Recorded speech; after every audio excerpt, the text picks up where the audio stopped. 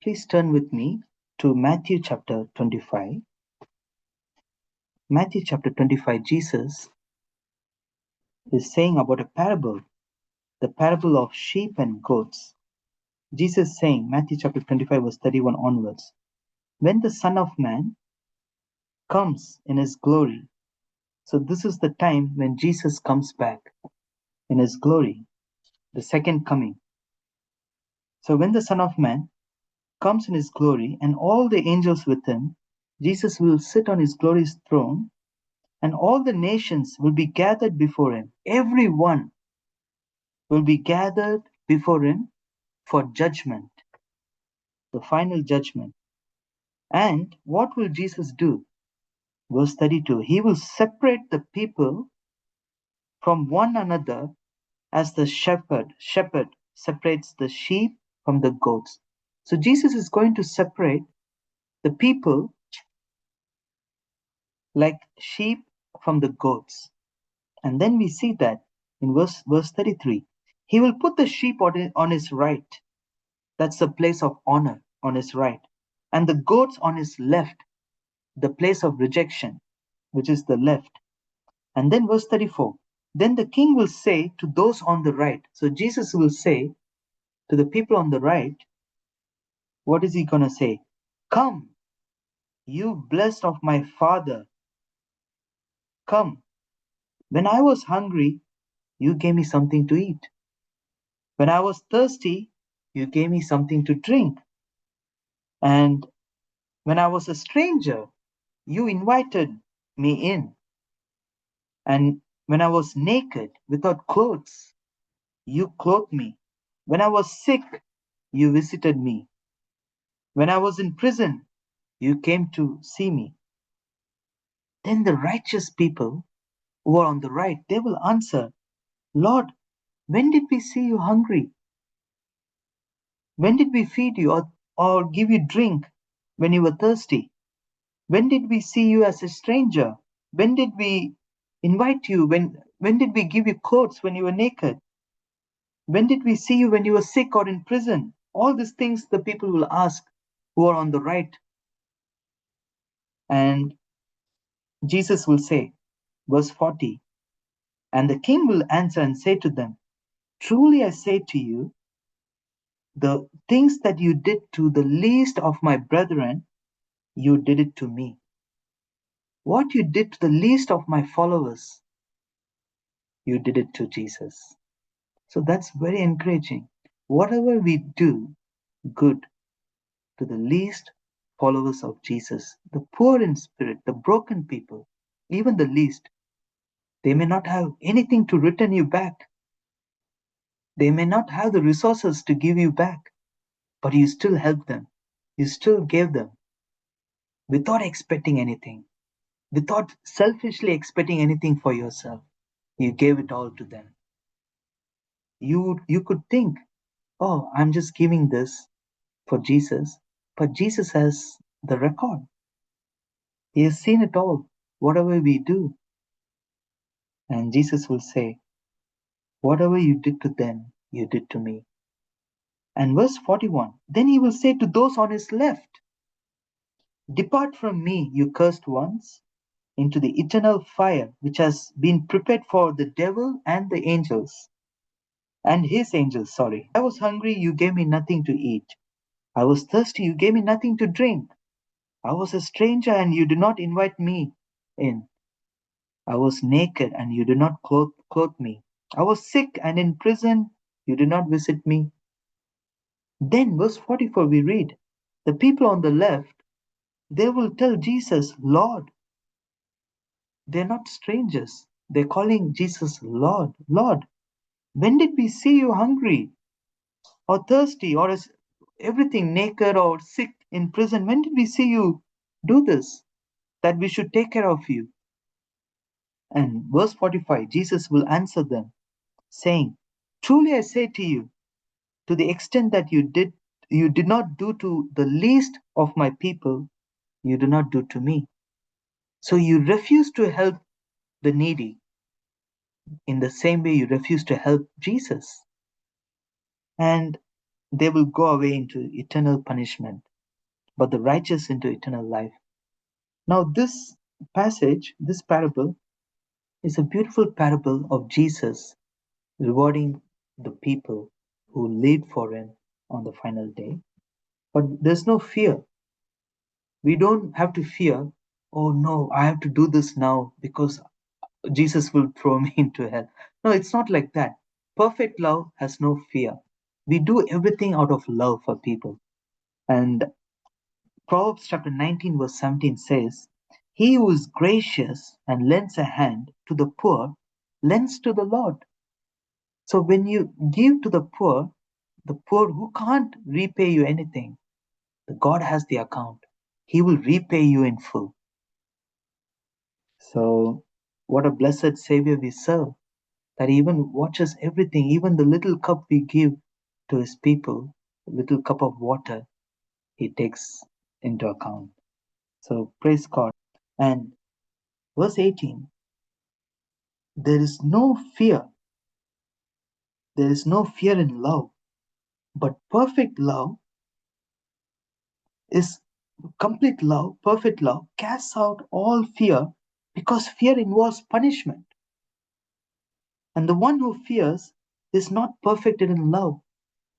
So when a father disciplines a little child, the child doesn't know the love behind the father.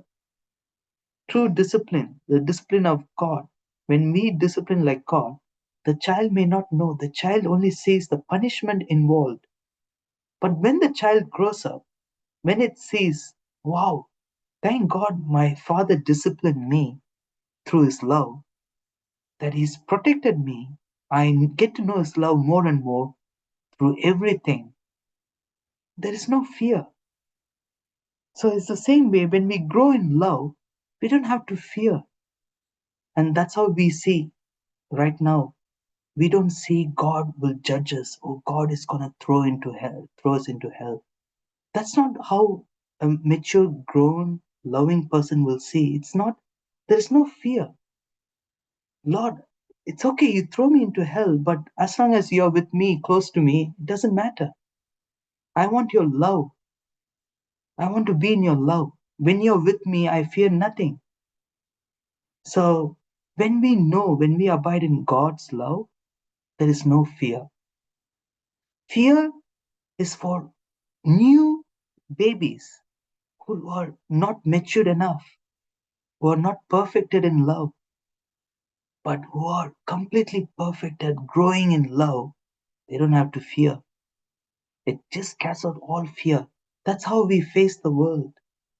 We can go through all situation in this world because God causes all things work together for those who love God and who wants to be like Jesus. He causes everything for our good. And when we go through all situation, we can face without fear because we know, God, you permitted this. It's not like, oh Lord, did I do anything wrong? Or are you going to judge me, punish me? No, it's like, God, you discipline those you love. So I can face everything without fear. I'm not going to say the devil caused me harm. No, Lord, you permitted it. What can the devil do to me? He has no authority over me when I walk with you. Everything is permitted by God. Even the cross, the time of Jesus' death, was permitted by the Father. So Jesus was completely in peace in dying. In fact, in Hebrews chapter 12, verse 1, it says that he was in joy. He looked forward to die in joy on the cross. So perfect love, there's no fear in love. And it's the same in verse 12. No one has seen God. If we love one another, God abides in us, and his love is perfected in us. We grow in his love, in perfect love. And 2 Timothy chapter 1 verse 7 says, God did not give us a spirit of fear. No, he gave us a spirit of power and love and sound mind. That's the spirit God has given us. And we are not slaves. We are God's children. The slaves, fearful of their masters. But why should a son and a daughter be fearful of God? We are one family. That's how God wants. When we abide in God and the Father, the Lord Jesus, we are in one unity. Why should there be fear when we go this way? And 1 John chapter 4 verse 19, we love because he first loved us. It's always he first loved us. If we are growing in love, if we are perfected in love, we need to remember he first loved us. Praise God that we are growing in love. Praise God that we are being perfect in love through him. But it's not that we first loved us. Sometimes we can even compare ourselves. Oh, I love Jesus more than this person and so on and so. But we need to understand where we started from. We didn't love God first. That keeps us humble when we know the reality of this verse. It's Jesus, it's the Lord, Father who loved us first. And that's why we love him. So it keeps us humble, even when our love is perfected. We don't boast, oh, because pure love doesn't boast. 1 Corinthians 13. It's not jealous, it's not envy, it doesn't boast. So when we grow in this love, we know that God first loved us. That's why we love him. And there's a verse, please turn with me in Luke chapter 7. In Luke chapter 7, there was a lady who kept washing the feet of Jesus, and Jesus was invited to a Pharisee's home named Simon. And what we see here is in Luke chapter 7, the Simon he invited Jesus, but he didn't wash his feet, he didn't greet Jesus, nothing. But then a lady came in chapter 7 verse 37. Behold, there was a woman in the city who was a sinner. She was a sinner, and she learned that Jesus was there at the table in the Pharisee's house, and she brought an alabaster perfume, very expensive perfume. And you know what she did? She came standing behind him at his feet. She was weeping. She was weeping. She began to wet the feet of Jesus through her tears. And she kept wiping the feet of Jesus with her hair of the head. And she started to kiss. She started to kiss his feet. And she anointed the feet of Jesus with the alabaster perfume. When the Pharisee, verse 39, Luke chapter 7, verse 39, when the Pharisee who invited Jesus saw this, what happened, he said to himself, if Jesus were a prophet, he would know what sort of person is kissing and touching him. So basically he's saying Jesus is not a prophet, because if Jesus was, he wouldn't allow this sinful woman to touch. And Jesus, knowing all his thoughts, everything, he knows everything, our every thought, our every intention, our heart. Jesus answered and said to him, Simon, I have something to tell you. And he replied, tell me, teacher, what happened? There was a certain money lender. He had two debtors. One owed him 500 denarii, the other only 50. When they were unable to repay, he graciously forgave them. So this man has forgiven both of them. And which of them will love me more? Which of them will love him more? Simon answered it well. He said, I suppose the one whom he forgave more will love him more. And he said to him, you have judged correctly, Simon. And turning to the woman, he said to Simon, do you see this woman?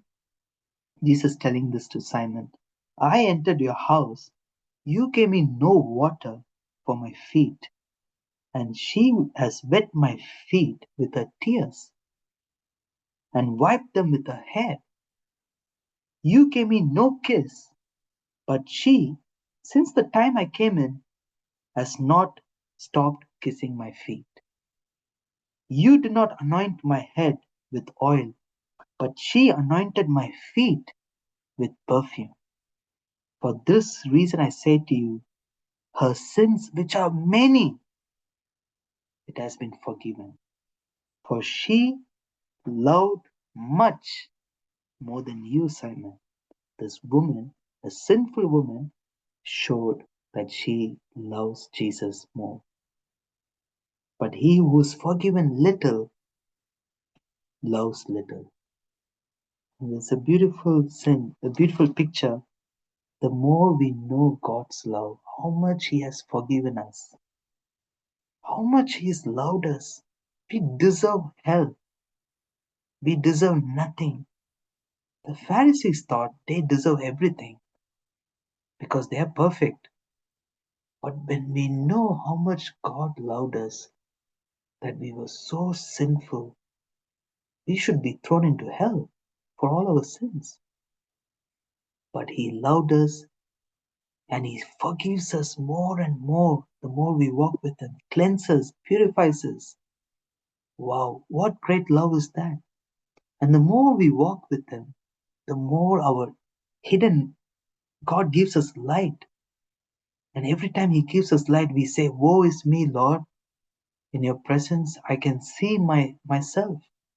And the more God forgives us, He doesn't want to condemn us. There's no fear.